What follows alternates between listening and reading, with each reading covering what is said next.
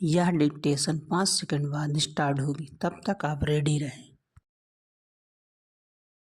Ready start. Karnataka सरकार निजी क्षेत्र में आरक्षण लागू करने के अपने कदम को जिस तरह रोकने को विवश हुई, उससे यह साफ है कि क्षेत्रीयता की राजनीति को बल देने वाली उसकी पहल का विरोध रंग लाया।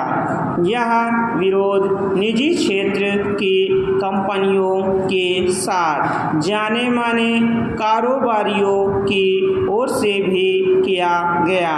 इनमें राज्य स्थित सूचना तकनीक कंपनियां भी हैं, जिनमें दूसरे राज्यों के अनेक लोग काम करते हैं। चूँकि अभी कर्नाटक सरकार ने इतना भर कहा है कि वह निजी क्षेत्र में आरक्षण लागू करने के अपने फैसले पर फिर से विचार करेगी, इसलिए यह नहीं कहा जा सकता कि वह इस विचार का पूरी तरह परित्याग करने जा रही है। क्षेत्रीयता की राजनीति को विस्तार देते हुए कर्नाटक सरकार ने निजी क्षेत्र में आरक्षण की व्यवस्था के लिए जिस विधेयक को स्वीकृति दी थी, उसके अंतर्गत निजी कंपनियों में प्रबंधन वाले पदों में 50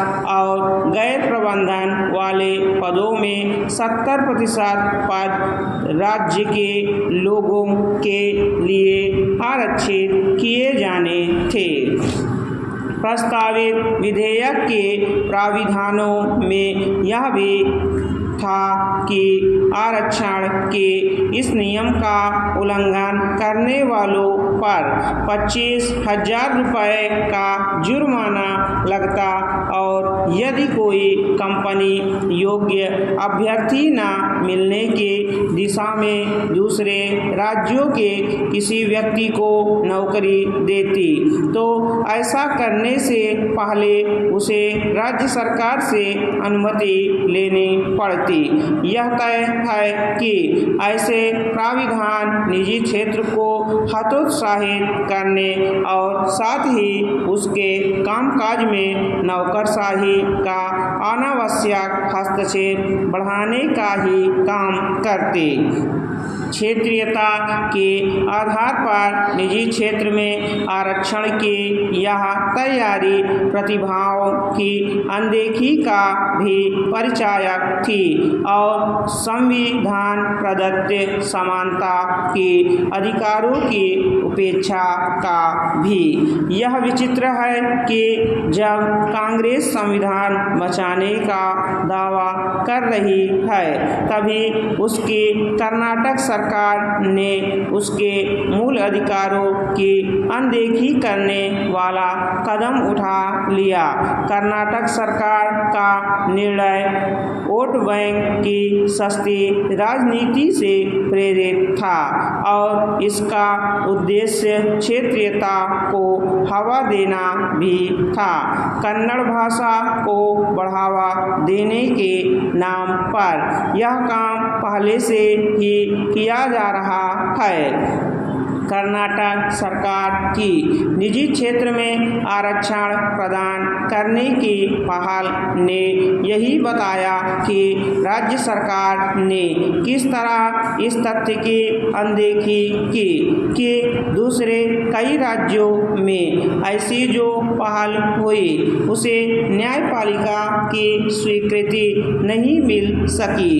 यह संभव नहीं कि कर्नाटक सरकार इससे अवगत न हो कि अतीत में निजी क्षेत्र में आरक्षण देने के जो कदम अन्य राज्य सरकारों ने उठाए, उन्हें अदालतों ने असंवैधानिक करार दिया।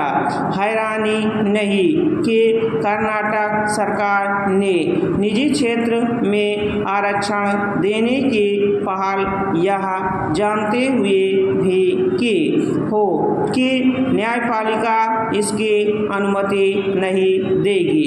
जो भी हो, कर्नाटक सरकार के रुके हुए फैसले से यह भी स्पष्ट है कि उसकी दिलचस्पी रोजगार के नए अवसर पैदा करने में नहीं। स्टॉप। अगर आप हमारे चैनल पर नए हैं तो चैनल को सब्सक्राइब जरूर करें और बेल आइकॉन प्रेस करें ताकि आपको सभी डिक्टेशन की सूचना मिल सके।